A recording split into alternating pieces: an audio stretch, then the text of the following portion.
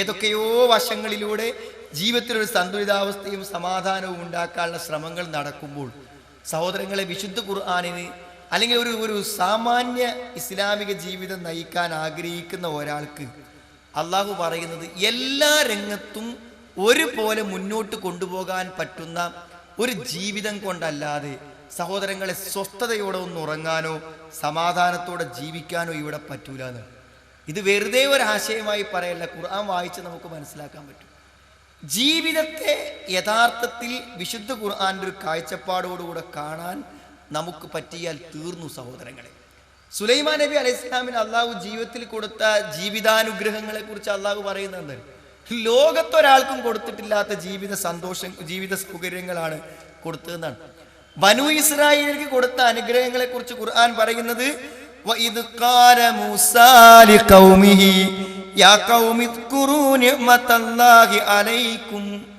മൂസാ നബി അലൈഹിസ്സലാം തന്റെ അനുയായികളോട് പറഞ്ഞു, ഏ ജനങ്ങളെ, അല്ലാഹു തന്ന അനുഗ്രഹങ്ങളെ കുറിച്ച് നിങ്ങൾ ഓർക്കണം. ഇത് ജഅല ഫീകും അംബിയാ വജഅലകും മുലൂക.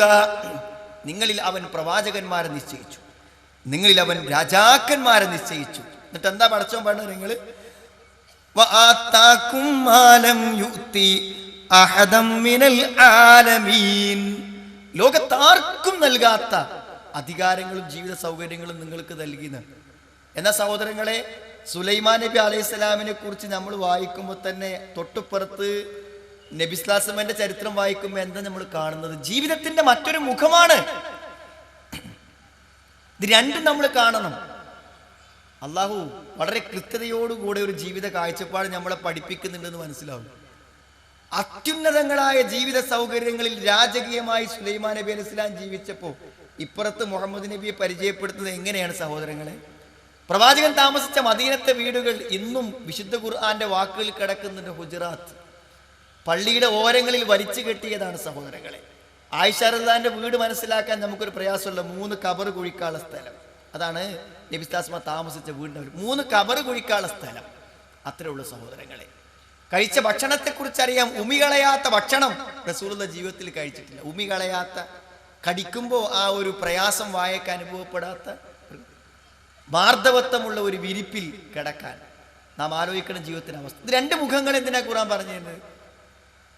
സഹോദരങ്ങളുടെ ജീവിതത്തിൽ ദാരിദ്ര്യത്തിന്റെ അങ്ങേയറ്റത്തെ അവസ്ഥകൾ അനുഭവിച്ച ആളുകളെയും ജീവിതത്തിലെ എല്ലാ സൗകര്യങ്ങളും ആരോഗ്യവും സൗകര്യത്തെ അങ്ങേയറ്റത്തെ ധിക്കാരം കാണിച്ച സമുദായങ്ങളെയും ഖുർആൻ നമുക്ക് പരിചയപ്പെടുത്തുന്നുണ്ട്. ഈ ജീവിത വ്യത്യാസങ്ങളിൽ ഒന്നുമില്ല സഹോദരങ്ങളെ. അതൊന്നും യഥാർത്ഥത്തിൽ ഒരു ജീവിത കാഴ്ചപ്പാടുകളുള്ളവരെ സംബന്ധിച്ചിടത്തോളം അവരുടെ ജീവിതത്തിന്റെ നല്ല അവസ്ഥയെ തെറ്റിക്കാൻ ഒരിക്കലും പറ്റൂല. അതുകൊണ്ടാണ് വിശുദ്ധ ഖുർആൻ നമുക്ക് ഉറപ്പ് തന്നത്, മൻ അമില സ്വാലിഹൻ മിൻ ദകരിൻ ഔ ഉൻതാ വഹുവ മുഅ്മിൻ. മൻ അമില സ്വാലിഹൻ, ആർ നല്ല പ്രവർത്തനങ്ങൾ പ്രവർത്തിക്കുന്നുവോ, മിൻ ദകരിൻ ഔ ഉൻതാ, ആണാകട്ടെ പെണ്ണാകട്ടെ, വഹുവ മുഅ്മിനുൻ, അവൻ വിശ്വാസിയായി കൊണ്ടാണ് അവൻ സൽക്കർമ്മങ്ങൾ പ്രവർത്തിക്കുന്നതെങ്കിൽ, ഫലനുഹിയന്നഹു ഹയാതൻ ത്വയ്യിബ, അവന് നല്ലൊരു ജീവിതം ഞാൻ അവനെ ജീവിപ്പിക്കും. വലനജ്സിയന്നഹും അജ്റഹും ബിഅഹ്സനി മാ കാനൂ യഅമലൂൻ, അവർക്ക് നാം പ്രതിഫലം നൽകുകയും അവർ പ്രവർത്തിച്ചതിനനുസരിച്ച് ഏറ്റവും നല്ല പ്രതിഫലം അവർക്ക് നാം നൽകും. ഇപ്പൊ എന്താ സഹോദരങ്ങളെ, ജീവിതത്തിന്റെ ഏത് അവസ്ഥകളും ജീവിതത്തെ ബാധിക്കാതെ നാം അനുഷ്ഠിക്കേണ്ട ഉത്തരവാദിത്തങ്ങളും നന്മകളും നല്ല ഒരു വിശ്വാസത്തിന്റെ അടിത്തറ മനസ്സിൽ ഉണ്ടായും കൊണ്ട് ഒരാൾ ജീവിക്കുകയാണെങ്കിൽ അയാൾക്ക് നല്ലൊരു ജീവിതം കൊടുക്കാന്ന് പടച്ചോൻ പറയുന്നു. സഹോദരങ്ങളെ, ആ ജീവിതം സാധ്യമാകും. ജീവിതത്തിന്റെ ഏതു ചിത്രങ്ങളിലും അത് സാധ്യമാകുന്നു. ജീവിതത്തിന്റെ ഏത് അവസ്ഥകളിലും അത് സാധ്യമാകും.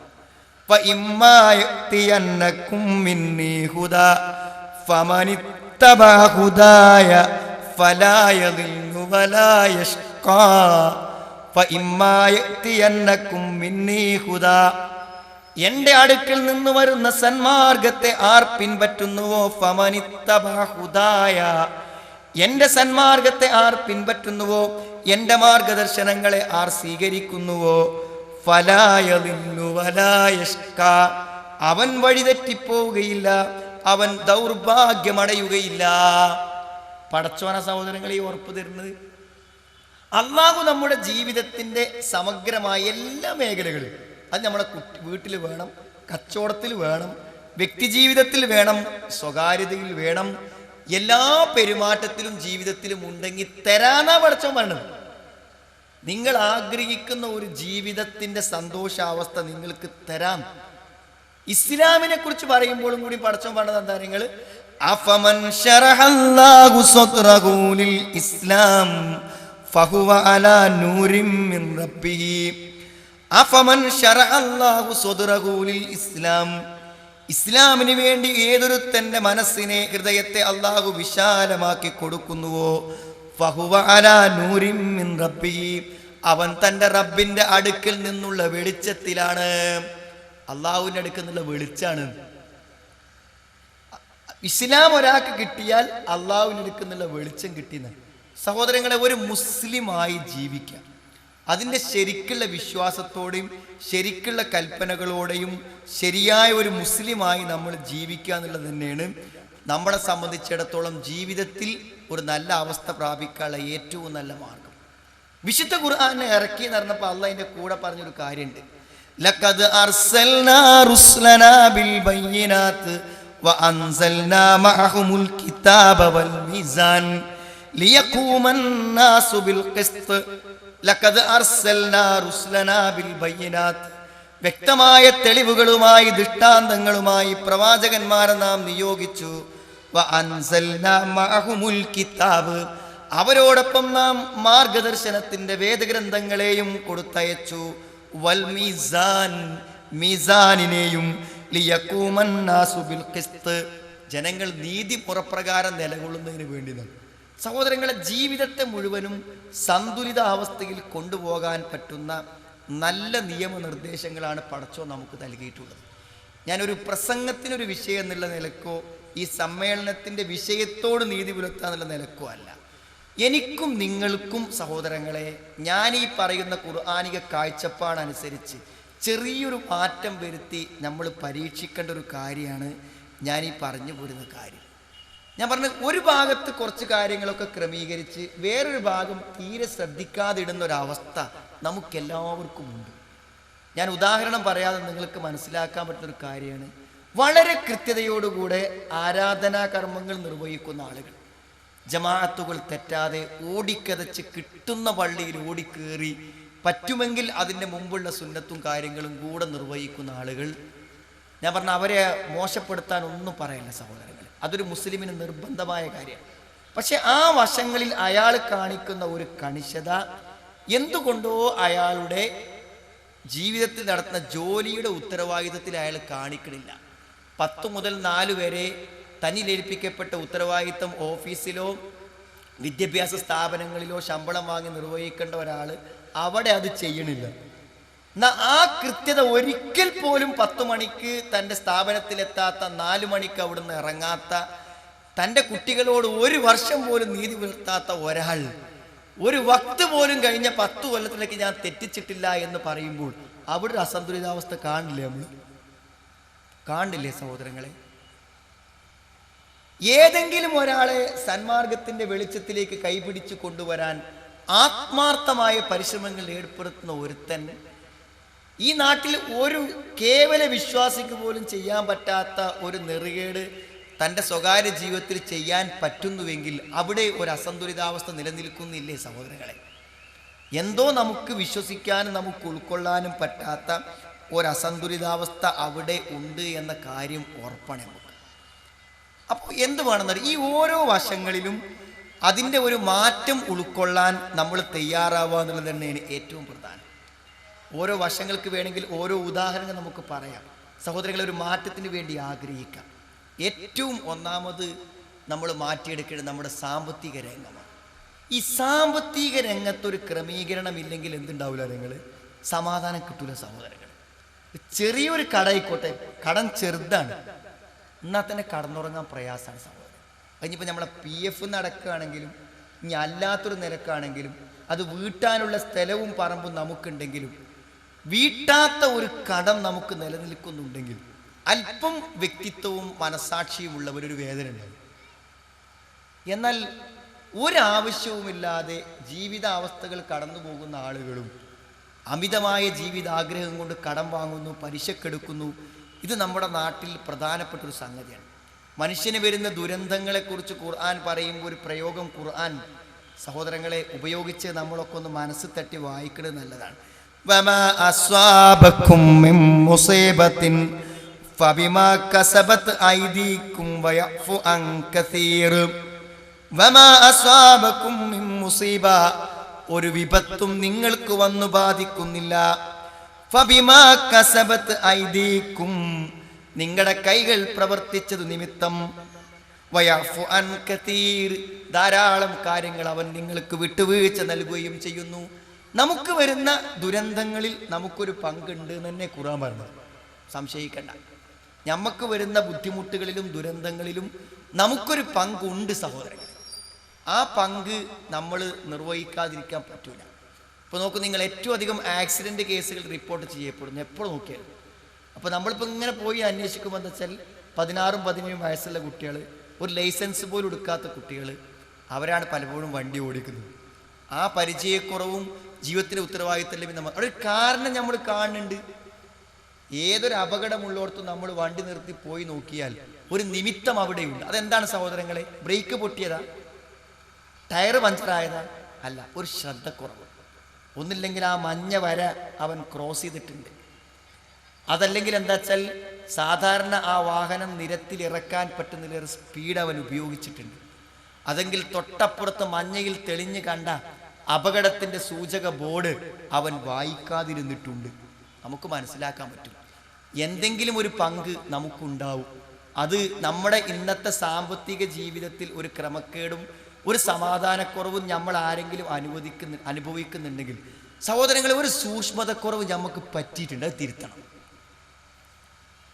എത്ര ആസ്വാദകരവും സന്തോഷകരവുമായ ഒരു വെളിച്ചത്തെ അള്ളാഹു നമ്മുടെ ഹൃദയത്തിൽ കത്തിച്ചു വെച്ചിട്ട് ആ വെളിച്ചത്തിന്റെ പ്രകാശ സന്തോഷം അനുഭവിക്കാൻ എനിക്കെന്തുകൊണ്ട് സാധിക്കുന്നില്ല? എൻ്റെ ജീവിതത്തിന്റെ ഏതു വശമാണ് ഞാൻ അവഗണിച്ചത് എന്ന് പരിശോധിക്കേണ്ടേ സഹോദരങ്ങളെ നമ്മൾ? വിശുദ്ധ ഖുർആനിന്റെ മഹാത്ഭുതം ലോകത്തിന് പറഞ്ഞു കൊടുക്കുന്ന ഈ വിശാലമായ വേളയിലെങ്കിലും നമ്മുടെ ജീവിതത്തിൽ ഇതൊന്ന് വെച്ച് മാറ്റുരക്കണ്ടേ നമ്മൾ? അതുകൊണ്ട് ഒരു തീരുമാനത്തേക്ക് നമ്മൾ എത്തണം. എന്ത്? നമ്മുടെ സാമ്പത്തിക ജീവിത രംഗങ്ങളിൽ പാലിക്കപ്പെടേണ്ട മര്യാദകൾ. ഞാൻ പറയാതെ തന്നെ നിങ്ങളെ മനസ്സിക്ക് ഓർമ്മ വന്നിട്ടുണ്ടാവും. അതിവിടെ വിശദീകരിച്ച് പറയേണ്ട ആവശ്യമില്ല. എങ്കിൽ പോലും ഞാൻ ഒരു സൂചന പറയേണ്ട സഹോദരങ്ങളെ, പലിശ തൊട്ടു പോകരുത്.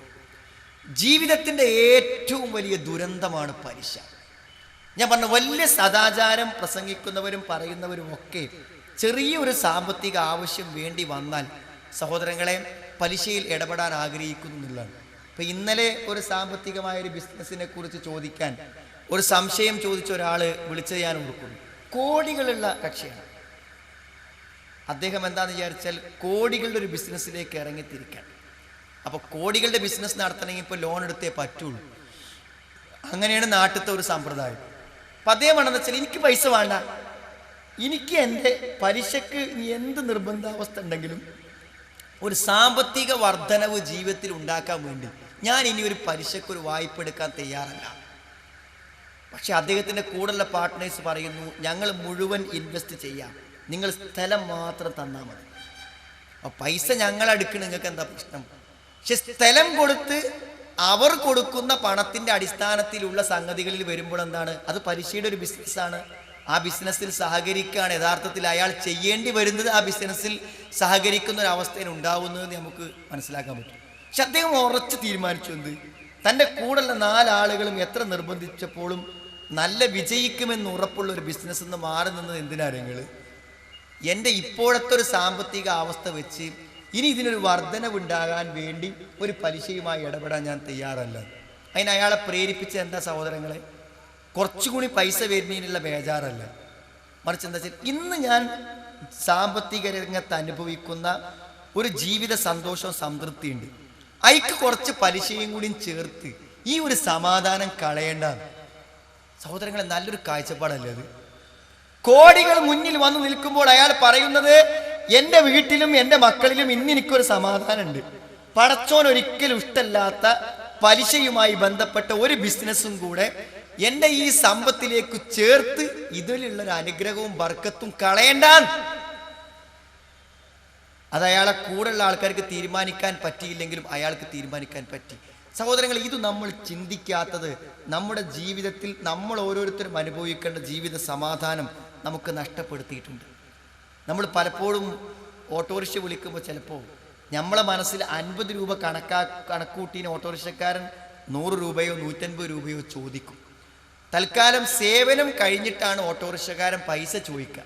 അപ്പോൾ അല്പം മാന്യതയുള്ള നമ്മൾ പിന്നെ പലപ്പോഴും പണത്തിൻ്റെ കണക്ക് പറയാറില്ല. കാരണം അയാളെ നമ്മൾ വിളിച്ച് നമ്മളെ വീട്ടുമുറ്റത്തെത്തിയിട്ട് ഇനി 100 രൂപ പറയുമ്പോൾ ഒരു 75 തന്നാൽ പോരെ എന്ന് ചോദിക്കുമ്പോൾ പലപ്പോഴും നമുക്കൊരു മനസാക്ഷി കുത്തു നമ്മൾ കൊടുക്കും. പക്ഷെ അത് കൊടുക്കുമ്പോൾ നമ്മുടെ മനസ്സിൽ ഉണ്ടാകുന്ന ഒരു വേദന ഉണ്ട്. അപ്പോൾ നമ്മൾ ചിന്തിക്കുന്ന ഒരു കാര്യം എന്താ വെച്ചാൽ ഒരു അസംതൃപ്തി. അത് ശരിയല്ലേ സഹോദരങ്ങളെ?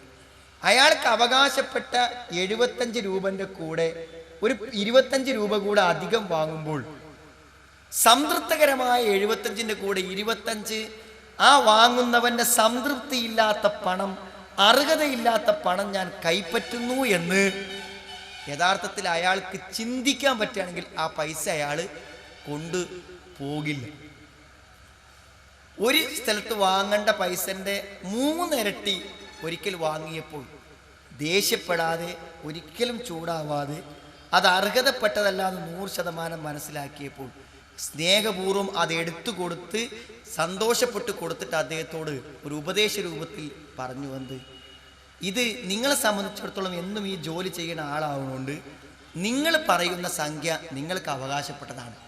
പക്ഷെ ആരെങ്കിലും പൈസ വാങ്ങുമ്പോൾ 100 രൂപ വാങ്ങുമ്പോൾ 90 ഞാൻ എനിക്ക് അവകാശപ്പെട്ടതാണ്, 10 രൂപ നിങ്ങൾ അധികം വാങ്ങുമ്പോൾ ആ 90 രൂപ കൊണ്ട് കിട്ടുന്ന ബർക്കത്തിനെയാണ് 10 രൂപ കൊണ്ട് നഷ്ടപ്പെടുത്തുന്നത് നിങ്ങൾ മനസ്സിലാക്കണം. 90 എന്ന് പറയുന്ന മൂല്യം കൂടിയ ഒരു തുകയെ 10 രൂപയുടെ മൂല്യം കുറഞ്ഞൊരു 10 രൂപ കൊണ്ട് നശിപ്പിക്കേണ്ടതുണ്ടോ എന്ന് നമ്മൾ പലപ്പോഴും ആലോചിക്കണം. ഞാൻ നിങ്ങൾക്ക് തന്ന ഈ തുകയെക്കുറിച്ചല്ല പറയുന്നത്, പക്ഷേ നിങ്ങളുടെ തൊഴിൽ ഇതാവുന്നത് കൊണ്ട് അത് നിങ്ങൾ പരിഗണിക്കണം എന്ന് പറഞ്ഞപ്പോൾ അയാൾ തിരിച്ച് ടൗണിൽ വന്ന്, ഒരിക്കലും ഞാനൊരു അസംതൃപ്തി പ്രകടിപ്പിച്ചു എന്ന് അയാൾക്ക് തോന്നാത്ത വിധത്തിൽ പറഞ്ഞിട്ടും ടൗണിൽ വന്ന് ഓടിയ അത്രയും ദൂരം തിരിച്ചോടി വന്ന് ആ പണം തിരിച്ചേൽപ്പിക്കാൻ ശ്രമിച്ചു ഒരു വ്യക്തി എന്ന് പറയുമ്പോൾ നിങ്ങൾ മനസ്സിലാക്കേണ്ടത് മനസ്സിൻ്റെ സംതൃപ്തി വളരെ പ്രധാനമാണ്. ഖുർആന്റെ പ്രയോഗം നോക്കൂ നിങ്ങൾ. വലാ തഅകുലു അംവാലകും ബൈനകും ബിൽ ബാത്തിൽ ഇല്ലാ അൻ തകൂന തിജാറതൻ അൻ തറാള്. കച്ചവടം ചെയ്യുമ്പോൾ പോലും തൃപ്തിയില്ലാത്തത് വാങ്ങരുത്. ചിലപ്പോൾ സഹോദരങ്ങളെ 95 രൂപന്റെ സാധനം കൊടുത്ത് 5 രൂപയെ നമ്മൾ ലാഭം എടുത്തിട്ടുണ്ടാവുള്ളൂ. പക്ഷെ ആ വ്യക്തിക്ക് തോന്നുകയാണ് ഇത് 50 റുപ്യേൻ്റെ ഒരു സാധനമാണ്. അയാൾക്കാണ് തോന്നുക. എന്നാലും പോരെ അയാൾക്ക് അസംതൃപ്തി ഉണ്ടാവാൻ. പക്ഷെ അയാളെ നമ്മൾ ബോധ്യപ്പെടുത്തണം എന്നാണ്, ഇതിന് 95 രൂപന്റെ മൂല്യമുണ്ടെന്ന് ബോധ്യപ്പെടുത്തിയിട്ട് വാങ്ങണ പൈസ സംതൃപ്തിയോടെ വാങ്ങണം എന്നാണ്. സഹോദരങ്ങളെ, പണത്തിന്റെ കാര്യത്തിൽ എന്തേ ഇത് ശ്രദ്ധിക്കാഞ്ഞത്? സ്ഥലത്തെക്കുറിച്ചൊരു വിവരവും കാഴ്ചപ്പാടും ഇല്ലാത്തവന്റെ അറിവില്ലായ്മയെ ചൂഷണം ചെയ്ത് 50,000 രൂപ സെന്റിന് വരുന്നത് 1.5 ലക്ഷത്തിന് വിറ്റ് കൊള്ള ലാഭം വാങ്ങി 4 ദിവസം കഴിഞ്ഞപ്പോൾ നീ എത്രക്ക് വാങ്ങി? ഞാൻ 1.5 ലക്ഷത്തിന് വാങ്ങി.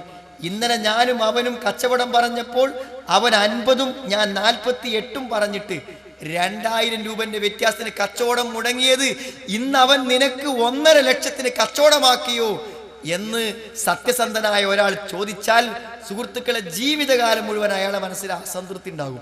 ഈ വാങ്ങിക്കൊണ്ടുപോയ പൈസന്റെ ഉപകാരം എന്ത് എന്ന് ചിന്തിക്കാൻ നമസ്കരിക്കുന്നവരെ, നോമ്പ് നോൽക്കുന്നവരെ, സാമ്പത്തിക രംഗത്ത് സംതൃപ്തിയുള്ളതല്ലാത്തത് ഉപകാരപ്പെടില്ലെന്ന് വിശുദ്ധ ഖുർആൻ പറഞ്ഞു തന്നത് നമുക്ക് ബോധ്യപ്പെടണം. അല്ലെങ്കിൽ ജീവിതത്തിൽ സുഖമായി ജീവിക്കാൻ പറ്റില്ല. അതുകൊണ്ട് ആത്മധൈര്യത്തോടെ പറയൂ സഹോദരങ്ങളെ, നാളെ പ്രഭാതത്തിൽ ഒരാൾക്കും തൃപ്തിയില്ലാത്ത 5 രൂപ എൻ്റെ മേശവലിപ്പിൽ വരുന്നില്ലെന്ന് പറയാൻ പറ്റണം. ഇത് ഖുർആന്റെ അടിസ്ഥാനമാണ്, ഖുർആന്റെ തത്വമാണ്. കച്ചവടമൊക്കെ ഓക്കെ സഹോദരങ്ങളെ, ആയിരങ്ങളോടൊപ്പം 10ഓ 100ഓ അസംതൃപ്തിയുടെയും ആളുകൾക്ക് സംതൃപ്തിയില്ലാത്ത പണം ചേർത്തും കാട്ടി എന്തിന് സഹോദരങ്ങളെ സന്തോഷകരമായൊരു ജീവിതത്തെ നമ്മൾ നശിപ്പിക്കണം? പലിശ വരരുത്, അസംതൃപ്തകരമായ പണം വരരുത് സഹോദരങ്ങളെ. ഇന്നല്ലാഹ യഅ്മുറുക്കും ബിൽ അദ്ലി വൽ ഇഹ്സാൻ. ഖുർആനിലെ ഏറ്റവും ആശയ സമ്പുഷ്ടമായ വചനമാണ്. അള്ളാഹു നീതി കൊണ്ട് കൽപ്പിക്കുന്നു. നീതി കൊണ്ട് കൽപ്പിക്കും. സഹോദരങ്ങളെ, നീതി പാലിക്കണം. സാമ്പത്തിക രംഗത്ത് നമ്മൾ നീതി പാലിക്കണം. നമ്മൾ ആരോട് സാമ്പത്തിക ഇടപാട് നോക്കുമ്പോഴും നീതിപൂർവകമല്ലാതെ ഇടപാട് നടത്താൻ പറ്റൂല. അർഹതല്ലാത്തത് നമ്മുടെ ജീവിതത്തിൽ കൂട്ടിക്കലർത്താൻ പറ്റൂല. ഞാൻ ചോദിക്കുന്നത്, ആളുകൾ ചോദിക്കുന്ന ഒരു ചോദ്യത്തിന്റെ ഉത്തരമാണ് ഞാൻ നിങ്ങളോട് പറയണത്. ഇത് മനസ്സിലാകണ്ടോ എന്ന് എനിക്കറിയില്ല. ഇങ്ങനെയൊക്കെ ആയിട്ട് എനിക്കെന്താ സമാധാനം ഇല്ലാത്തത് ചോദിക്കാണ്. ഇങ്ങനെയൊക്കെ ആയിട്ട് എനിക്കെന്താ സന്തോഷമില്ലാത്തത്? ഞാൻ നിസ്കരിക്കുന്നുണ്ടല്ലോ, ഞാൻ അതൊക്കെ കേട്ട ആളാണല്ലോ, ഞാൻ ഖുർആന്റെ അർത്ഥം പഠിക്കുന്നുണ്ടല്ലോ. സഹോദരങ്ങളെ, ജീവിതത്തിന്റെ മുഴുവൻ രംഗങ്ങളെയും സന്തുലിതമായി കൊണ്ടുപോകാതെ സമാധാനവും സന്തോഷവും കിട്ടാൻ പ്രയാസമാണെന്നാണ് സാമ്പത്തിക രംഗം. ഓരോ രംഗവും, ഒരു രംഗത്ത് പ്രശ്നം ഉണ്ടായാൽ മതി, ബാക്കിയുള്ള വിഷയങ്ങൾ മുഴുവനും സമാധാനവും സന്തോഷവും നഷ്ടപ്പെട്ടു പോകാൻ അത് മാത്രം മതി. ഇനി ഞാൻ വേറൊരു വശം പറയാം. ചില ആളുകൾ എന്തായാലും ജീവിതത്തിൻ്റെ എല്ലാ കാര്യങ്ങളിലും സൂക്ഷ്മത പുലർത്തും, പക്ഷേ ആരാധനകളിൽ ആ ചിട്ട പാലിക്കാത്ത ആളുകളുണ്ട്. ഞാൻ പറഞ്ഞ ആരാധനകളും അതിൻ്റെ ചൈതന്യത്തോടു കൂടെ തന്നെ നിർവഹിക്കുമ്പോഴേ സഹോദരങ്ങളെ ആത്മസംതൃപ്തി. എന്തിനാണ് നമ്മൾ ആരാധന നിർവഹിക്കുന്നത്? ഞാനൊരു ഒരാശയം പറയാൻ വേണ്ടി മാത്രം ഓരോ ഉദാഹരണങ്ങൾ പറഞ്ഞു പോവുകയാണ്. എന്തിനാ നിസ്കരിക്കണേ സഹോദരങ്ങളെ? എന്തിനാ നോമ്പ് നോൽക്കുന്നത്? എന്തിനാ സക്കാത്ത് കൊടുക്കുന്നത്? എന്താണ്? ഒരു മുസ്ലിം സമൂഹത്തിൽ ജനിച്ചു എന്നുള്ളത് കൊണ്ട് നിസ്കരിക്കാതിരിക്കാൻ പറ്റുമെന്ന് ആലോചിച്ചിട്ടാ? എനിക്ക് അത്യാവശ്യം പണം ഉണ്ട്, നീ നാട്ടിലേക്കൊക്കെ അറിയാം, അപ്പം ഞാൻ കുറച്ചൊക്കെ സക്കാത്ത് കൊടുക്കണ്ടേ? അല്ലെങ്കിൽ ഞാൻ സക്കാത്ത് കൊടുക്കണോന്നാന്ന് ഈ നാട്ടിൽ വിചാരിക്കും. റമളാൻ മാസത്തിൽ ആരെങ്കിലും നോമ്പ് നോൽക്കാതിരിക്കും? സഹോദരങ്ങളെ, ഇതൊന്നും നമ്മുടെ പ്രചോദനങ്ങളല്ലാന്ന് അറിയാം. പക്ഷെ അതൊന്നും പ്രചോദനങ്ങളല്ലെങ്കിൽ പോലും ഓരോ ആരാധനകളും അങ്ങേയറ്റത്തെ താല്പര്യപൂർവ്വം കാത്തിരുന്ന് ചെയ്യാവുന്ന ചില പ്രചോദനങ്ങൾ ഓരോ ആരാധനകൾക്ക് പിന്നിലുണ്ട്. അത് അറിയുന്നതോടുകൂടെ അത് നമുക്ക് സമാധാനത്തോടെയും ആത്മചൈതന്യത്തോടെയും നിർവഹിക്കാൻ പറ്റും. അത് നിർവഹിക്കുമ്പോൾ നമ്മുടെ ജീവിതത്തിൻ്റെ മറ്റു വശങ്ങളിലും സമാധാനവും സന്തോഷവും നമുക്ക് കിട്ടും. ഞാൻ ഒരു സാമ്പിളിന് 1-2 ആയത്തുകൾ നോക്കും. നിങ്ങൾ യാ അയ്യുഹല്ലദീന ആമനൂ കുലൂ മിൻ ത്വയ്യിബാതി മാ റസഖ്നാകും വഷ്കുറൂ ലില്ലാഹി ഇൻ കുൻതും ഇയ്യാഹു തഅ്ബുദൂൻ. അതിൻ്റെ ഒരു കണക്ഷൻ നോക്കണം നിങ്ങൾ. യാ അയ്യുഹല്ലദീന ആമനൂ, സത്യവിശ്വാസികളെ, കുലൂ മിൻ ത്വയ്യിബാതി മാ റസഖ്നാകും, ഞാൻ നിങ്ങൾക്ക് നൽകിയതിൽ നിന്നും നല്ലതു നിങ്ങൾ ഭക്ഷിക്കുക, നല്ലതു മാത്രം നിങ്ങൾ തിന്നുക.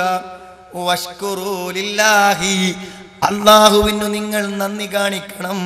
ഇൻ കുൻതും ഇയ്യാഹു തഅ്ബുദൂൻ, നിങ്ങൾ അവനെ മാത്രം ആരാധിക്കുന്നുവെങ്കിൽ. സഹോദരങ്ങളെ, അല്ലാഹുവിനെ മാത്രം ആരാധിക്കുക എന്ന ഇബാദത്ത് നിർവഹിക്കുന്നവരാണ് നമ്മളെങ്കിൽ ജീവിതത്തിൻ്റെ ഈ വശങ്ങളെ ശ്രദ്ധിക്കണം എന്നാണ്. അപ്പം എന്തിനാണ് ആരാധന? അള്ളാഹുവിനുള്ള നന്ദി. അത് നമ്മൾ തിരിച്ചറിഞ്ഞാൽ സഹോദരങ്ങളെ വല്ലാത്തൊരു സമാധാനം നമുക്ക് കിട്ടും. അല്പം രോഗിയായി നമ്മുടെ വീട്ടിൽ വിശ്രമിക്കുന്ന മാതാവിനെയോ പിതാവിനെയോ, ഒന്ന് രാവിലെ എഴുന്നേറ്റ് പരസഹായം കൂടാതെ കുളിക്കാൻ പറ്റാത്ത ഉമ്മനെ വാപ്പനെയോ അല്പസമയം ചെലവഴിച്ച് ഒന്ന് കുളിപ്പിച്ച് നല്ലൊരു ഡ്രസ്സൊക്കെ ധരിച്ച് ഒരു ഭാഗത്ത് കൊണ്ടുപോയി ഇരുത്തി ഭക്ഷണമൊക്കെ കൊടുത്താൽ പിന്നെ നമ്മളെ ജോലിക്ക് പോകുമ്പോൾ എന്തൊരു സംതൃപ്തി ഉണ്ടാവും. അങ്ങനത്തെ ഒരാൾക്ക് നമ്മുടെ ജോലി തിരക്കിനിടയിൽ നാം നിർവഹിക്കേണ്ട ഒരു കടമ, ഒരു കർത്തവ്യം നിർവഹിച്ച് കഴിയുമ്പോൾ ഒരു സന്തോഷം ഉണ്ടാവില്ല. അവിടെ എന്താ സന്തോഷത്തിൻ്റെ കാരണം? ഒന്ന് വാപ്പയാണ് എന്നുള്ളതിന് സന്തോഷം. നമ്മളെ വാപ്പ നമ്മളെന്തെങ്കിലും ഒന്ന് ചെയ്തു കൊടുക്കാൻ കടപ്പെട്ടവനാണ്, നമുക്ക് വേണ്ടി പലതും ചെയ്തു തന്നവനാണ്. അതുകൊണ്ട് ഇത്തരമൊരു അവസരത്തിൽ ഒന്നെനിക്ക് ചെയ്യാൻ പറ്റിയല്ലോ എന്ന നിർവൃതി സഹോദരങ്ങളെ ഏറ്റവും പ്രധാനമാണ്. എന്നാൽ എനിക്കും ഇങ്ങൾക്കും പടച്ചോൻ ചെയ്തു തന്ന മഹാനുഗ്രഹങ്ങൾ ഒന്ന് വെറുതെ വായിപ്പോയി വായിച്ചാൽ മതി. നമ്മളെ ആ ഏറ്റവും അവസാനത്തെ ആ ഡാർക്ക് റൂമിൽ ലൈറ്റ് വെച്ച് നമ്മൾ കൊടുത്ത ഒരു മനുഷ്യ ശരീരത്തിൽ പമ്പ് ചെയ്യുന്ന രക്തത്തിൻ്റെ അളവും അതിൻ്റെ തലച്ചോറിൻ്റെ ധർമ്മവും ഒക്കെ ഒന്ന് വെറുതെ ഇങ്ങനെ ഒറ്റയ്ക്ക് നിന്നൊന്ന് വായിച്ചാൽ സഹോദരങ്ങളെ, ആ പടച്ചോനും വേണ്ടി എന്തെങ്കിലും ഒന്ന് ചെയ്യാതെ ഒരു ദിവസത്തിലെ ഒരു സന്ദർഭവും നമുക്ക് സംതൃപ്തികരമാകൂല. അതുകൊണ്ട് പടച്ചോനും വേണ്ടി ഇപ്പം ഞാൻ നിർബന്ധമായി ചെയ്യേണ്ടത് ഈ ഒരു 5 നേരം നിസ്കാരമാണല്ലോ. അപ്പം അത് ഞാനൊന്നാണ് ജമാഅത്തായി കൃത്യമായി സമയം വെച്ച് ചെയ്യാം എന്നത് ഒരു നന്ദി ബോധത്തിൽ നിന്ന് ഉത്ഭവിക്കേണ്ട കാര്യമാണ്. അങ്ങനെ ഉത്ഭവിച്ചാൽ എന്താ അറിയോ, ആ നിസ്കാരം കഴിഞ്ഞിട്ട് ഇറങ്ങണ സമയത്ത് വല്ലാത്തൊരു സംതൃപ്തി നമുക്ക്. എൻ്റെ പടച്ചോനും വേണ്ടി പടച്ചോൻ്റെ ഒരു കൽപ്പന ഞാൻ നിറവേറ്റിയല്ലോ എന്ന സന്തോഷം ചെറുതായിട്ട് നമുക്ക് കിട്ടുക. ഫകുലൂ മിമ്മാ റസഖകുമുല്ലാഹു ഹലാലൻ ത്വയ്യിബാ വഷ്കുറൂ നിഅമത്തല്ലാഹി ഇൻ കുൻതും ഇയ്യാഹു തഅ്ബുദൂൻ. ഫകുലൂ മിമ്മാ റസഖകുമുല്ലാഹു ഹലാലൻ ത്വയ്യിബാ, വിശിഷ്ടമായ ഹലാലായത് നിങ്ങൾക്ക് നൽകിയിൽ നിങ്ങൾ ഭക്ഷിച്ചു കൊള്ളുക. വഷ്കുറു നിഅമത്തല്ലാഹ്, നിങ്ങൾക്ക് കുടിക്കാൻ ശുദ്ധമായ ജലവും നിങ്ങൾക്കിഷ്ടപ്പെട്ട ഭക്ഷണങ്ങളും പഴങ്ങളും വിഭവങ്ങളും നിങ്ങൾക്ക് തന്ന അല്ലാഹുവില്ലേ, ആ അല്ലാഹുവിൻ്റെ നിഅമത്തുകൾക്ക് നിങ്ങൾ നന്ദിയുള്ളവരാവുക. ഇൻ കുൻതും ഇയ്യാഹു തഅ്ബുദൂൻ, നിങ്ങൾ അവനെ മാത്രം ആരാധിക്കുന്നുവെങ്കിൽ. അള്ളാഹു നമുക്ക് തന്ന അനുഗ്രഹങ്ങൾക്കുള്ള നന്ദി. സുഹൃത്തെ, നേരം വെളുത്ത് സുബഹി കഴിഞ്ഞ് ളുഹർ ബാങ്ക് കൊടുക്കുന്നത് വരെ തിന്നതിനും കുടിച്ചതിനും അനുഭവിച്ചതിനും ആസ്വദിച്ചതിനും ഒരു 10 മിനിറ്റ് പള്ളിയിലെത്തി നന്ദി രേഖപ്പെടുത്താനാണ് നിസ്കാരമെന്ന് തിരിച്ചറിഞ്ഞ ഒരു വ്യക്തിക്ക് ഏതെങ്കിലും ഒരു ജമാഅത്ത് നഷ്ടപ്പെടുമോ സഹോദരങ്ങളെ? നഷ്ടപ്പെടും. തിന്നോ, ഹലാലായ നല്ലത് തിന്നോ, അള്ളാന്റെ അനുഗ്രഹങ്ങൾക്ക് നന്ദി കാണിച്ചോ. അള്ളാന്റെ പ്രയോഗം ശരിക്കും വായിക്കണം. ഫകുലൂ മിമ്മാ റസഖകുമുല്ലാഹു ഹലാലൻ ത്വയ്യിബാ വഷ്കുറൂ നിഅമത്തല്ലാഹി ഇൻ കുൻതും ഇയ്യാഹു തഅ്ബുദൂൻ. ഹലാലായതും നല്ലതും തിന്നോ, അള്ളാഹു ചെയ്ത അനുഗ്രഹങ്ങൾക്ക് നന്ദി കാണിച്ചു എന്നാണ്. സഹോദരങ്ങളെ, ആരാധനകൾക്ക് പ്രചോദനമേകുന്ന രണ്ടാമത്തെ കാര്യം തരങ്ങൾ, നന്ദിയോടൊപ്പം പ്രേരണ നൽകുന്ന രണ്ടാമത്തെ കാര്യമാണ് എന്ത് പടച്ചോൻ സഹോദരങ്ങളെ തെറ്റി പുറത്തു തരും. നമ്മൾ ശരിക്കും ഉൾക്കൊണ്ട കാര്യം, അതൊക്കെ വിചാരിച്ചെന്നെ ചെയ്യണം നിസ്കാരം, അതൊക്കെ വിചാരിച്ചെന്നെ ചെയ്യണം നോമ്പ്, അതൊക്കെ വിചാരിച്ചെന്നെയാണ് സഹോദരങ്ങളെ ഹജ്ജിന് പോകേണ്ടത്. നിങ്ങളൊന്ന് ആലോചിച്ച് നോക്കുകയാണ്, നിങ്ങൾ ഇന്നത്തെ രാത്രി കണ്ണടച്ചുറങ്ങുമ്പോൾ മരിച്ചിട്ടുണ്ടെങ്കിൽ സുഹൃത്തുക്കളെ, നമ്മളെ ഏടിൽ മായ്ക്കപ്പെടാത്ത എന്തൊക്കെ തെറ്റുണ്ടോ അതിൻ്റെ കണക്ക് ഖബർ തൊട്ട് പറയേണ്ടിയില്ല. ഞാനും നിങ്ങളും പറയേണ്ടി വരുള്ളൂ. ഞാൻ പറഞ്ഞത്, അറിഞ്ഞും അറിയാതെയും ചെയ്തു പോയ തെറ്റിൻ്റെ കൂമ്പാരങ്ങൾ ഇന്നു രാത്രി ഉറങ്ങുന്നതിന് പരിഹരിക്കപ്പെടാതെ പോയിട്ടുണ്ടെങ്കിൽ, പക്ഷെ അള്ളാഹു നമുക്ക് തരുന്ന ഉറപ്പ് നോക്കുങ്ങൾ, 2 നിസ്കാരങ്ങൾക്കിടയിലെ പാപം പൊറുക്കും, ഒരു ജുമാ മുതൽ ഒരു ജുമാൻ്റെ ഇടയ്ക്കുള്ള പാപങ്ങൾ പൊറുക്കും, ഒരു റമദാൻ തൊട്ട് റമദാൻ വരെയുള്ള പാപങ്ങൾ പൊറുക്കും, ഒരു ഉംറ ചെയ്ത് അടുത്ത ഉംറ വരെയുള്ള പാപങ്ങൾ പൊറുക്കും. ആരാധനകൾക്കൊക്കെ ഈ ഓഫറുണ്ട്. നിങ്ങൾ സക്കാത്ത് പരിഗണിച്ചാൽ പോലും ഒരു പൈസ നമ്മളൊരാൾക്ക് കൊടുക്കുമ്പോൾ ഒരു നന്മയായി അതിനെ പരിഗണിക്കുകയും ഏതൊരു നന്മയും ഒരു തിന്മയെ മായ്ച്ചു കളയാൻ പര്യാപ്തമാണ്. സഹോദരങ്ങളെ, ഓരോ നിസ്കാരം കഴിയുമ്പോഴും നമ്മളെ തെറ്റ് പൊറുക്കുന്നു, ഓരോ ഹജ്ജ് കഴിയുമ്പോഴും നമ്മളെ തെറ്റ് പൊറുക്കുന്നു എന്നറിയുമ്പോൾ എൻ്റെ പാപങ്ങളെ കുറച്ച് കൊണ്ടുവരാനാണ് ഞാൻ ഓരോ വക്തിനും പള്ളിയിൽ പോകുന്നത് എന്ന് ഒരുത്തൻ്റെ മനസ്സിലുണ്ടെങ്കിൽ അത് എത്ര ആത്മാർത്ഥതയോടെയും എത്ര മനസ്സാന്നിധ്യത്തോടെയും നിർവഹിക്കാൻ നമ്മൾ പരിശ്രമിക്കുന്നതാണ്. അപ്പോൾ ഒരു ചൈതന്യത്തോടു കൂടെയും ആവശ്യബോധത്തോടു കൂടെയും ആരാധനകളെ നിർവഹിക്കുമ്പോഴേ ഉള്ളൂ ആരാധനയുള്ള നമ്മുടെ ജീവിതം ഒരു സന്തുലിതാവസ്ഥ പ്രാപിക്കുള്ളൂ. അപ്പോഴേ അതിൻ്റെ ഒരു ഗുണം നമുക്ക് അനുഭവിക്കാൻ പറ്റുള്ളൂ. സഹോദരങ്ങളെ, ഇതുപോലെ പ്രധാനമാണ് ഒക്കെ ഉണ്ട്. ആരാധനകളിൽ കൃത്യത ഉണ്ട്, നമ്മുടെ ജോലി നമ്മൾ കണിശമായി നിർവഹിക്കുന്നു. സഹോദരങ്ങളെ, കുടുംബജീവിതത്തിൽ ഒരു സന്തുലിതാവസ്ഥ ഇല്ലെങ്കിലും കുടുംബജീവിതം ചില ആളുകൾ അതിനെപ്പറ്റി ചിന്തിക്കാറേ ഇല്ല. അതെങ്ങനെയെങ്കിലും കഴിഞ്ഞു പോയിക്കോട്ടെ. സഹോദരങ്ങളെ, എനിക്ക് അത്രേ വിധിയുള്ളൂ. ആൾക്കാരെ പറയാം, എനിക്ക് അത്രേ വിധിയുള്ളൂ, എന്താ ഞാൻ ചെയ്യുന്നു, എനിക്ക് അത്രേ വിധിയുള്ളൂ. സഹോദരങ്ങൾ, അങ്ങനത്തെ ഒരു അവസ്ഥ ഇല്ല. ഞാൻ പറഞ്ഞത്, കുടുംബത്തിൽ അള്ളാഹുവും റസൂലും നിർദ്ദേശിച്ച നിർദ്ദേശങ്ങൾ വെച്ച് പരിഹരിക്കാൻ പറ്റൂല എന്ന് പറഞ്ഞതിൻ്റെ അർത്ഥം എന്താ? ആ നിർദ്ദേശം പാലിക്കണില്ല. ഞാനും എൻ്റെ ഭാര്യയും അള്ളാഹു ഒരു കുടുംബജീവിതം ധന്യമാക്കാൻ മാർഗനിർദ്ദേശമായി എന്തൊക്കെ പറഞ്ഞെന്നോ അത് പരലോകത്ത് കുറ്റം കിട്ടാത്ത രൂപത്തിൽ ഞാനത് നിർവഹിക്കുന്നുണ്ടെങ്കിൽ എനിക്ക് ആഹ്ലാദകരമായി എൻ്റെ കുടുംബത്തിൽ ജീവിക്കാൻ പറ്റും. യാതൊരു സംശയമൊക്കെ കാര്യത്തിലില്ല. സഹോദരങ്ങൾ, എവിടെയോ അപാകതയുണ്ട് അല്ലേ? നമ്മളെ ഭാര്യമാർക്ക് കിട്ടേണ്ട ഒരു ബോധം, നമ്മുടെ ദീനിൻ്റെ വശങ്ങളിലൂടെ പരിഹരിക്കാൻ പറ്റാത്തൊരവസ്ഥ കുടുംബത്തിലുണ്ട് എന്ന് പറഞ്ഞാൽ സഹോദരങ്ങൾ, ഈ മാർഗദർശനം അപൂർണമാണെന്നല്ല അതിൻ്റെ അർത്ഥം. ഒന്നില്ലെങ്കിൽ ഈ ഇസ്ലാമിൽ അതില്ല, അല്ലെങ്കിൽ നമ്മൾ പാലിക്കണില്ല. രണ്ടിലൊന്നുണ്ടോ? ഇസ്ലാമിൽ അതില്ല എന്ന് നമുക്ക് പറയുള്ളൂ. നമ്മളിതിലൊരു ചാപ്റ്ററായിട്ട് ഉൾപ്പെടുത്തിയത് ഖുർആനിലെ അത്ഭുത കുടുംബം എന്നാണ്. അതൊന്നും നിങ്ങളൊന്ന് മനസ്സിരുത്തി വായിച്ചാൽ മതി. എനിക്കൊണ്ട് 2-3 ദിവസമായിട്ട് ഇതിൽ ചുറ്റി തിരിഞ്ഞവർ പല ആൾക്കാരും അത് മുഴുവൻ വായിക്കാത്തവരുണ്ടെന്ന് എനിക്ക് സംശയം. ഇതിലെങ്ങനെ നടന്നിട്ടും അതൊന്നും ആത്മാർത്ഥമായി വിലയിരുത്തി വായിക്കാത്ത ആൾക്കാർ നമ്മളത് വായിക്കണം, മനസ്സിലാക്കണം. സഹോദരങ്ങളെ പറ്റുന്നത്. ഇനി എൻ്റെ നമ്മൾക്ക് വേണ്ട കാര്യങ്ങൾ കിട്ടാതിരിക്കുമ്പോൾ നമ്മൾ വലിയ ഉപദേശങ്ങളും വയല് പറയുന്നവരുമായിട്ട് ഭാര്യനോട് പറയുമ്പോൾ അവൾക്കും ചില ആയത്തദീസൊക്കെ നമ്മളോട് പറയണ്ടാവും. എന്നാൽ സഹോദരങ്ങളെ, വസ്തുതാപരമായി നമ്മൾ ഉൾക്കൊള്ളേണ്ട ഒരു കാര്യമാണ്. ഒരു സ്ത്രീയെ സംബന്ധിച്ചിടത്തോളം, ഒരു ഭാര്യയെ സംബന്ധിച്ചിടത്തോളം അവൾക്കുണ്ടാവേണ്ട ഒരു വാചകത്തിൻ്റെ അറിവ് അത് അവൾ ഉൾക്കൊണ്ടാൽ മതി. വീട്ടിലെ പ്രശ്നം പരിഹരിക്കുക. എന്താണത്? നമ്മുടെ ഭാര്യ മനസ്സിലാക്കുകയാണ് എന്ത്? ഇസ്ലാമിന്, അള്ളാഹുവിൻ്റെ കൽപ്പനകൾക്കും റസൂലുള്ളാഹിൻ്റെ കൽപ്പനകൾക്കും എതിരാകാത്ത ഒരു കാര്യം എൻ്റെ ഭർത്താവ് എന്നോട് പറഞ്ഞിട്ട് ഞാൻ അനുസരിക്കുന്നില്ലെങ്കിൽ എനിക്ക് പരലോകത്ത് കുറ്റം കിട്ടും. അപ്പോൾ ഇന്നത്തെ ഒരു ചൊവ്വാഴ്ച നേരം വെളുത്ത് വൈകുന്നേരം വരെ ദീനിന് നിരക്കാത്തതായി എൻ്റെ അടിസ്ഥാനപരമായി ലഭിക്കേണ്ട ഒരു നിർദ്ദേശം ഒരു ഭർത്താവ് എന്ന നിലക്ക് ഭർത്താവ് പറഞ്ഞിട്ട് അനുസരിച്ചില്ലെങ്കിൽ സഹോദരങ്ങളെ റിക്കാർഡിലാണ്ട് എഴുതും. എന്താ ഒരു സംശയം? ഭാര്യൻ്റെ റിക്കാർഡിൽ ഒരു കുറ്റമായി അതാണ്ട് രേഖപ്പെടുത്തും. അതിലൊരു അസംതൃപ്തി ഭർത്താവിൻ്റെ മനസ്സിലുണ്ടായാൽ, ഇതൊരു സ്ത്രീക്ക് മനസ്സിലായാൽ എവിടുന്ന പോവുക? അത് മനസ്സിലാക്കാൻ പ്രയാസമുണ്ട്. എത്ര ആയത്തുകളും ഹദീസുകളും ആ വിഷയത്തിലുണ്ട് സഹോദരങ്ങളെ. എത്ര ആയത്തുകളും ഹദീസുകളും ആ വിഷയത്തിൽ നമുക്ക് ഉൾക്കൊള്ളാനും മനസ്സിലാക്കാനും പറ്റും. നമുക്ക് ഓരോരുത്തർക്കാണ് 5 കാര്യങ്ങളുണ്ടെങ്കിൽ ഒരു സ്ത്രീക്ക് സ്വർഗത്തിൻ്റെ ഏത് കവാടത്തിലൂടെയും പോകാം. അതിൽ അത്താഴത്ത് പാഴ. അതെന്താ? അത്താഴത്ത് ഭർത്താവിനെ അനുസരിക്കാറിന് 5 നിസ്കരിക്കാന്ന്. 5 നിസ്കരിക്കുക എന്നുള്ളത് സഹോദരങ്ങളെ അള്ളാഹുവും റസൂലും കൽപ്പിച്ചതല്ലേ? അള്ളാഹുവും റസൂലും കൽപ്പിച്ച ദീനീ കാര്യങ്ങൾക്ക് പുറമേ തൻ്റെ ഭർത്താവ് എന്ന നിലക്ക് തൻ്റെ ഉമ്മയെക്കാളും വാപ്പയെക്കാളും ആദരിക്കേണ്ട കടമകൾ നിർവഹിച്ചോ എന്ന് പരലോകത്ത് ചോദ്യം ചെയ്യപ്പെടുന്ന, ഭർത്താവിൻ്റെ അസംതൃപ്തി നാളെ പരലോകത്തിൽ പ്രതികൂലമായേക്കാവുന്ന ഒരവസ്ഥയുണ്ട് എന്ന് ഭർത്താവിനെ ചൂണ്ടിക്കാണിച്ച് പറഞ്ഞെന്ന് എന്തിനാ? അതനുസരിക്കാനാണ്.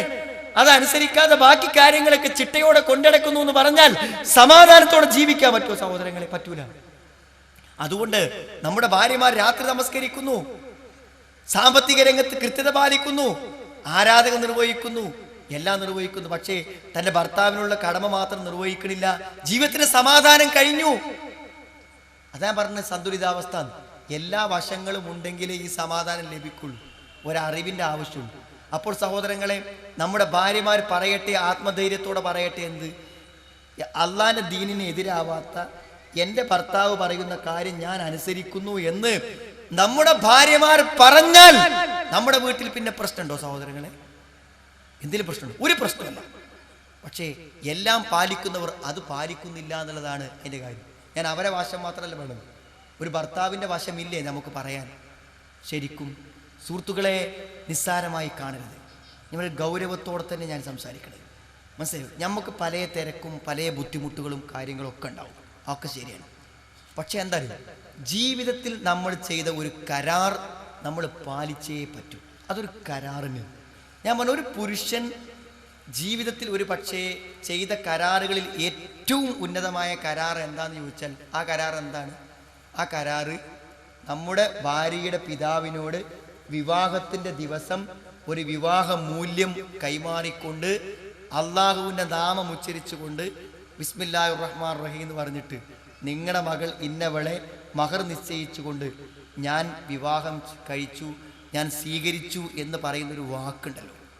ആ വാക്ക് അന്നത്തെ ദിവസം മുതൽ മരിക്കുന്നത് വരെ പാലിക്കുവാനുള്ള ഒരു വാക്കാണ്.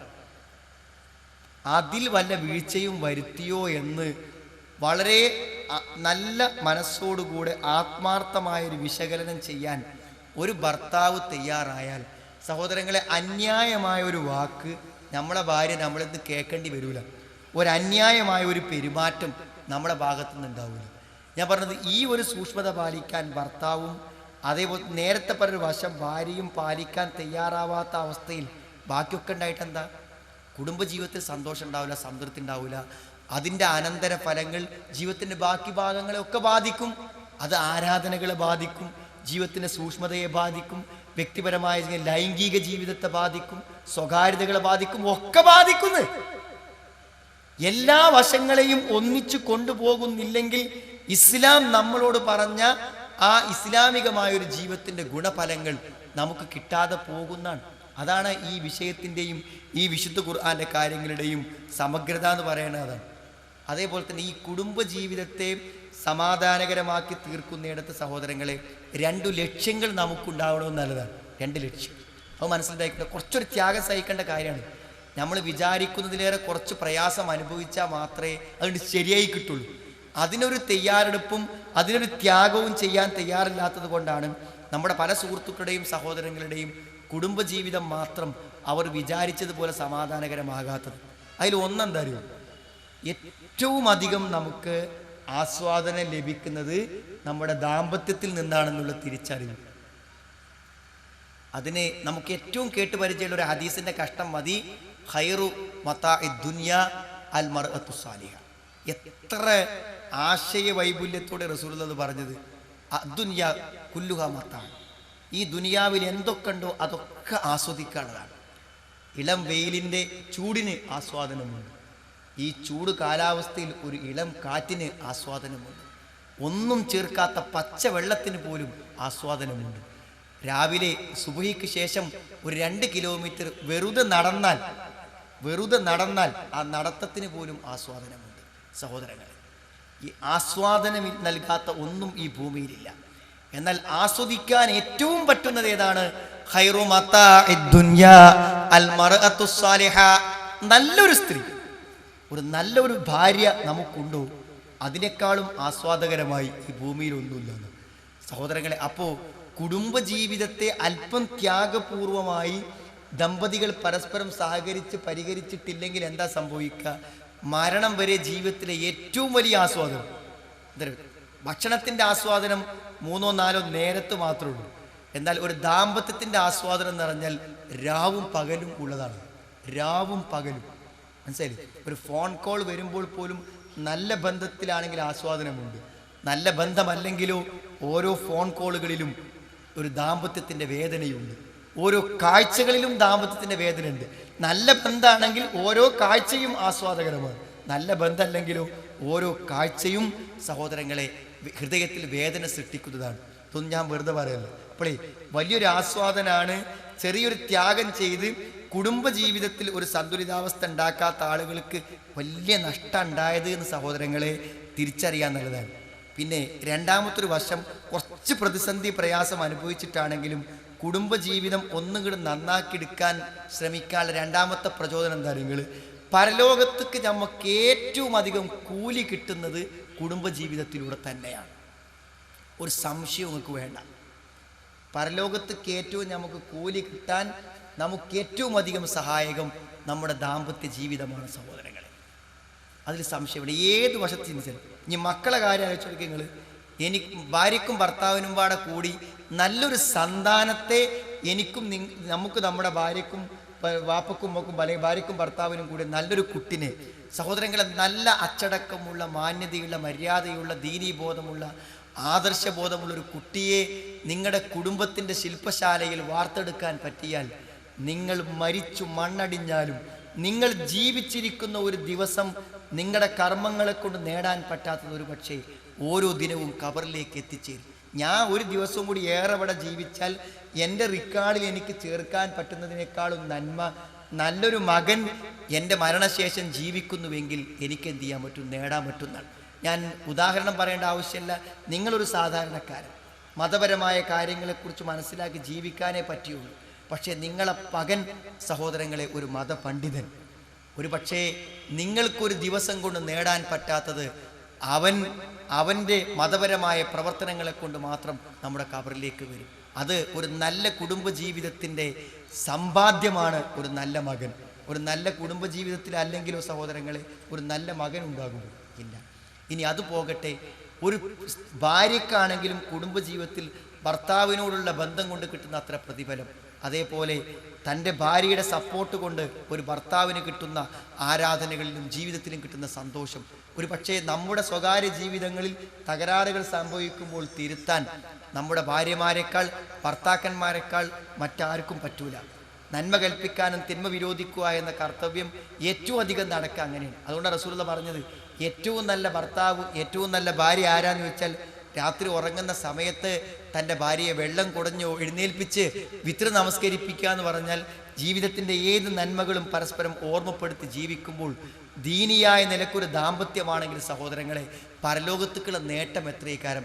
നല്ലൊരു ആസ്വാദനത്തിൻ്റെ അനുഭവം ദാമ്പത്യം തകരുമ്പോൾ തകർന്നു പോകുന്നു സഹോദര.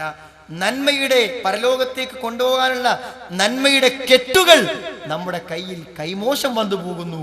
നമ്മുടെ ദാമ്പത്യ ജീവിതം തകരുമ്പോൾ നമ്മൾ മനസ്സിലാക്കണം. അപ്പോൾ എന്തു ത്യാഗം ചെയ്തും നാം തിരിച്ചു കൊണ്ടുവരേണ്ടതാണ് നല്ല ഒരു ദാമ്പത്യം.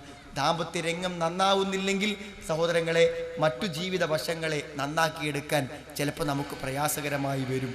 ഇതേപോലെ തന്നെ പ്രധാനമാണ് സഹോദരങ്ങളെ ആരോഗ്യ ജീവിതം. ചില ആളുകൾക്ക് തൻ്റെ ആരോഗ്യത്തെക്കുറിച്ച് ഒരു ചിന്തയില്ലാത്ത ആളുകളുണ്ട്. എത്ര കിട്ടിയാലും തിന്നുക, ഏത് സമയത്തും ഭക്ഷണം കഴിക്കുക, തൻ്റെ ഉറക്കത്തെക്കുറിച്ച് ചിന്തയില്ല, വിശ്രമത്തെക്കുറിച്ച് ചിന്തയില്ല. ഞാൻ പറഞ്ഞേ ആ വശത്തെയും ഇസ്ലാം അംഗീകരിക്കുന്നു നിങ്ങൾ വിചാരിക്കരുത്, ഒരിക്കലും അംഗീകരിക്കരുത്. നമ്മുടെ ശരീരത്തോടുള്ള കടപ്പാടും കടമയും നമ്മൾ നിർവഹിച്ചേ പറ്റൂ, അത് സംശയമൊന്നുമില്ല. അതുകൊണ്ടല്ലേ റസൂൽ ഇന്നലെ ഐനിക്ക അലയിക്ക ഹക്കാന്ന് എന്തേ പറഞ്ഞു?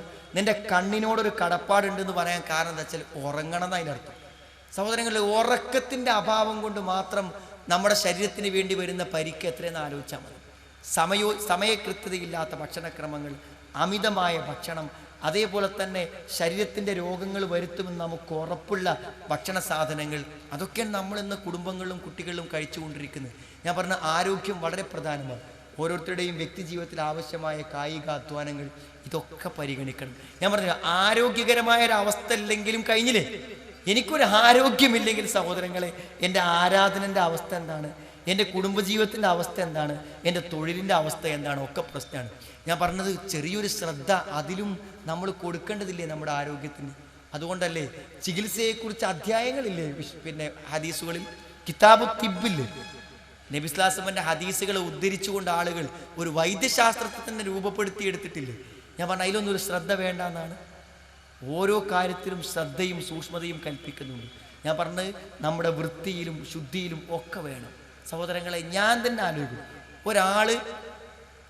ഒരു വ്യക്തി ഞാൻ എങ്ങനെയാണ് അത് സാധിക്കുന്നുള്ളത്. നമ്മൾ സാധാരണഗതിയിൽ ജീവിതത്തിൽ പാലിക്കേണ്ട വൃത്തിയും ശുദ്ധിയും പോലും ആളുകൾ വീട്ടിനുള്ളിൽ പാലിക്കുന്നില്ല, പുറത്ത് പാലിക്കുന്നില്ല. ഒരു പക്ഷേ ഞാൻ പറയാൻ ഒരു ബഹുഭൂരിപക്ഷം നമ്മുടെ കുടുംബങ്ങളിലും കുട്ടികളൊന്ന് മൂത്രമൊഴിച്ചാൽ ആ മൂത്രം വൃത്തിയാക്കുന്ന കാര്യത്തിൽ പോലും സൂക്ഷ്മത പാലിക്കാത്ത ആളുകൾ.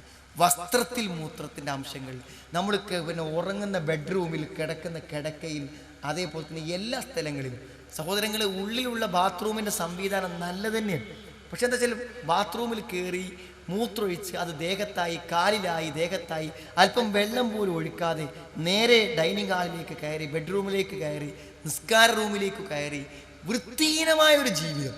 ഇതിലെ നമസ്കാരവും ആരാധനകളും പാലിക്കപ്പെടുന്നില്ല എന്ന് മാത്രമല്ല, ബാക്കി കാര്യങ്ങളിൽ വരുന്ന ഒരു അവസ്ഥ എന്തായിരിക്കും നിങ്ങൾ ചിന്തിച്ച് നോക്കൂ. നിങ്ങൾ ഒരാൾക്ക് അസുഖം ഉണ്ടെങ്കിൽ ആ അസുഖങ്ങൾ വേറെ ലെവലിലേക്ക് പകരുന്നു. ഒരു സൂക്ഷ്മത, ഒരു കുറവില്ല. ഭക്ഷണ സാധനങ്ങൾ അടച്ചു വെക്കുന്നില്ല.